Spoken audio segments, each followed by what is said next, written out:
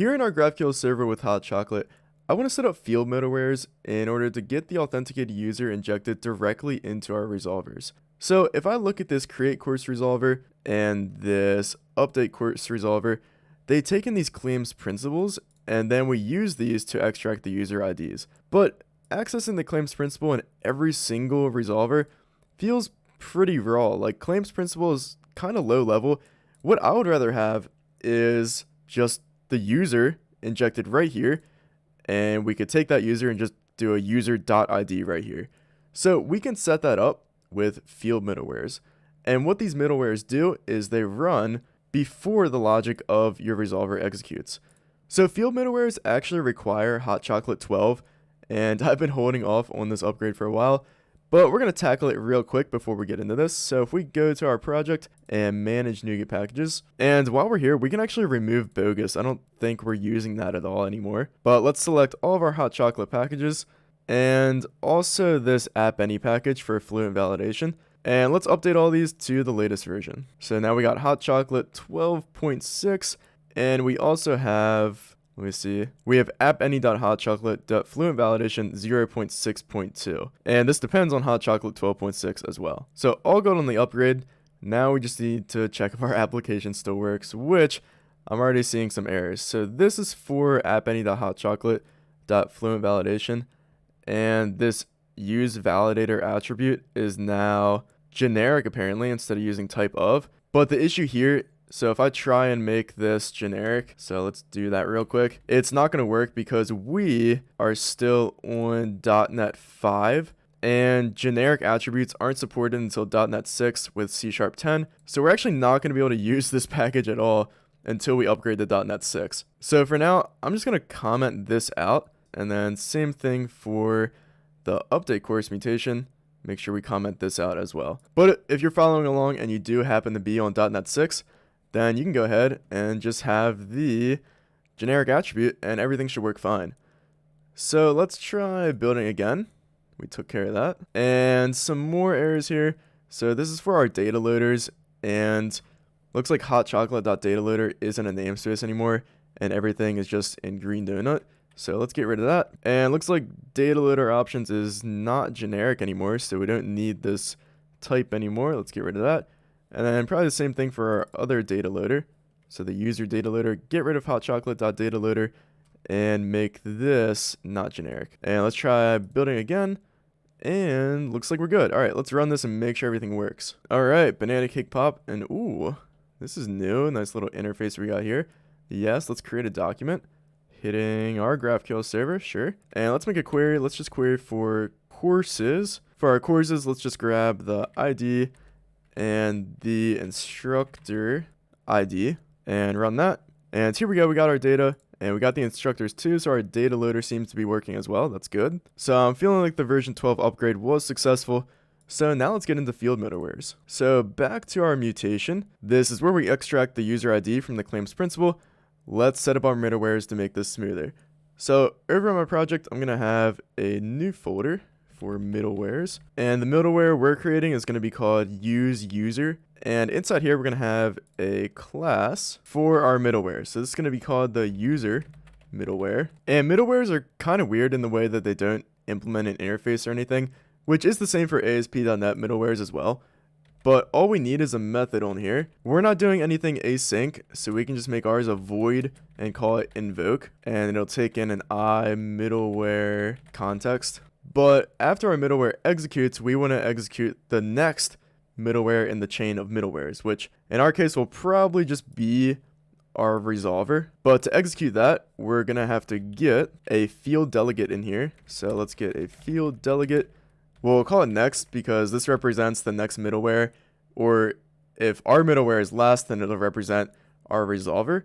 So let's get that through the constructor. And then at the end of our middleware, let's just execute the next operation and pass in the middleware context. So this is a very bare bones middleware. This doesn't do anything except execute the next operation. So I'm going to keep going with this and come back here and implement our logic.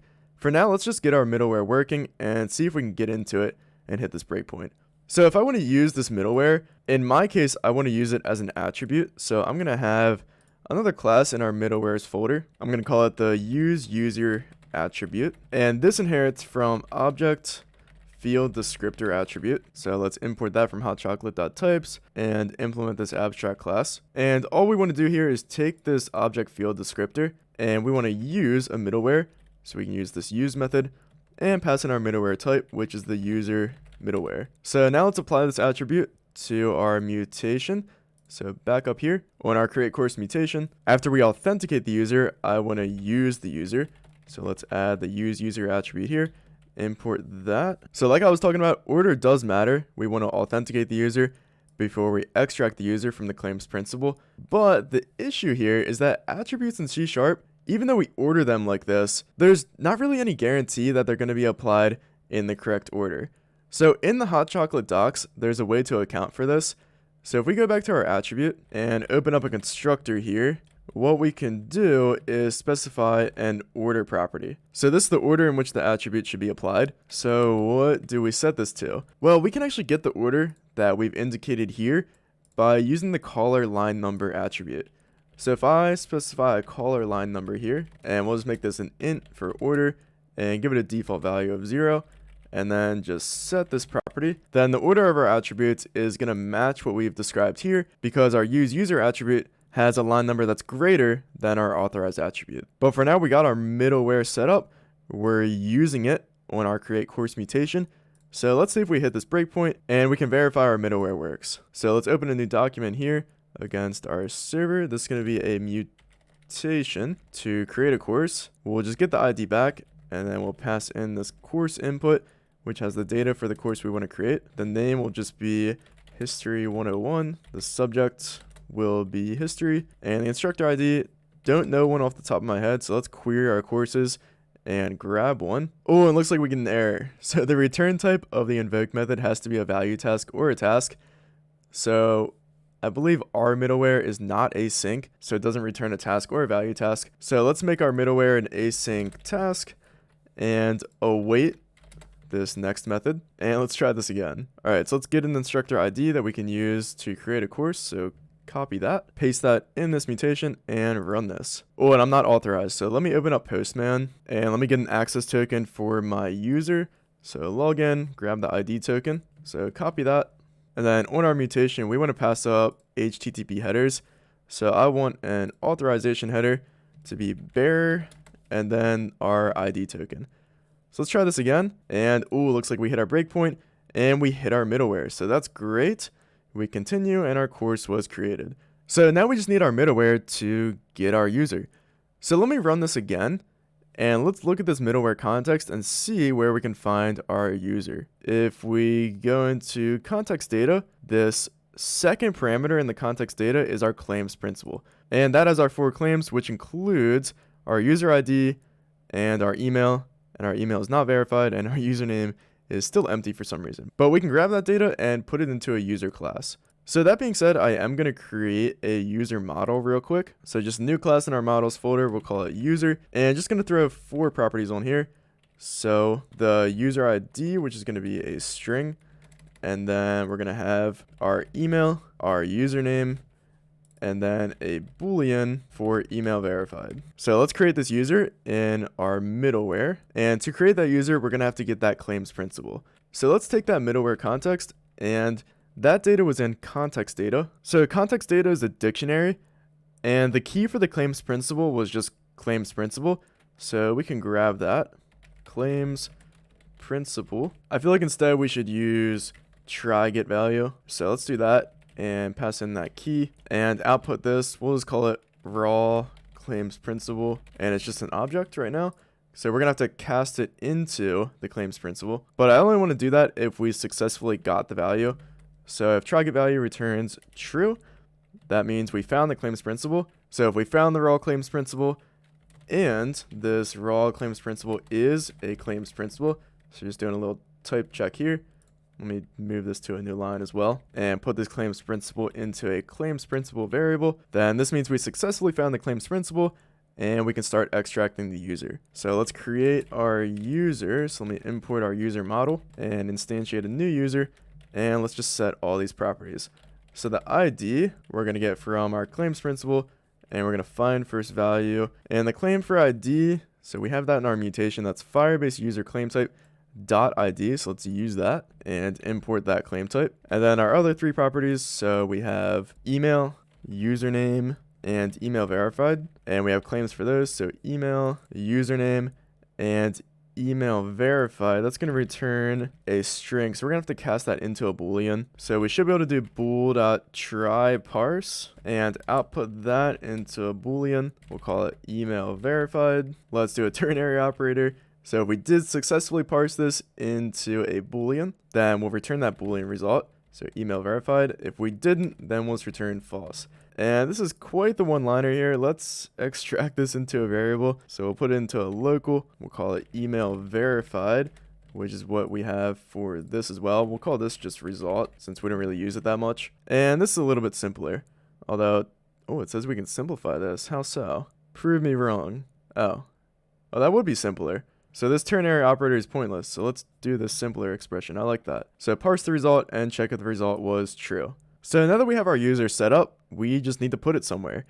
And for this, all we have to do is take our middleware context and put it on the context data. And let's add this. We can give it a key of user and then just add our user object. And now that we have this on the context data, we can use it in our mutation. So let's add another parameter here. Actually, let's get rid of the claims principal first because we're not using that anymore.